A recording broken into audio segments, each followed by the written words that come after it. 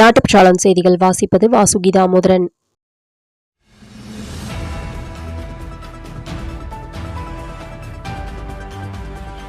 கோவை ஆர்எஸ்புரம் பகுதியில் பாஜக நிர்வாகி இளைஞரணி செயலாளர் சதீஷை முன்விரோதம் காரணமாக 3 பேர் சதீஷின் அலுவலகத்திற்கு வந்து சதீஷின் இரு கைகளையும் சரமாரியாக வெட்டி தப்பியோடினர்.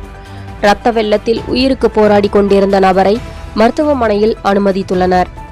போலீசார் 2 நபர்களை கைது செய்துள்ளனர் என தகவல். திருப்பூர் மாவட்டத்தில் பல இடங்களில் நில அதிர்வு உணரப்பட்டதாக பொதுமக்கள் தெரிவித்தனர். காங்கேயம், தாராபுரம், பல்லடம் மற்றும் திருப்பூர் மாநகர் பகுதிகளில் பலத்த சத்தத்துடன் நில அதிர்வு உணரப்பட்டதாக பொதுமக்கள் கூறுகின்றனர். திண்டுக்கல் மாவட்டம் ஒட்டன்சத்திரத்தில் உள்ள காமாட்சி திருமண மண்டபத்தில் உணவு மற்றும் உணவுப் பொருள் வழங்கல் துறை அமைச்சர் சக்கரபாணி அவர்கள் மற்றும் மாவட்ட ஆட்சித்தலைவர் பூங்குடி அவர்கள் தலைமையில் புதிய மின்னணு குடும்ப அட்டைகள் வழங்கப்பட்டது. டோல்கேட்டில் செய்தியாளர் வாகனங்கள் இலவசமாக செல்ல அனுமதிப்பது குறித்து பரிசீலிப்பதாக மத்திய நெடுஞ்சாலைத்துறை அமைச்சர் நிதின் கட்கரி தெரிவித்துள்ளார். பத்திரிகையாளர்களுக்கு சலுகை வழங்க கோரி நாகை MP செல்வராஜ் எழுதிய கடிதத்திற்கு பரிசீலிப்பதாக கட்கரி கூறியுள்ளார்.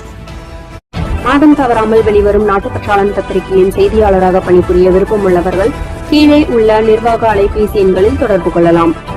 7947789115 மற்றொரு எண் 9944341033. நாட்டுப்பற்றாளன் யூடியூப் சேனலில் விளம்பரம் செய்து பயன்பெறுங்கள். நமது நாட்டுப்பற்றாளன் செய்திகளை அறிந்து கொள்ள யூடியூப் சேனலை சப்ஸ்கிரைப் செய்யுங்கள்.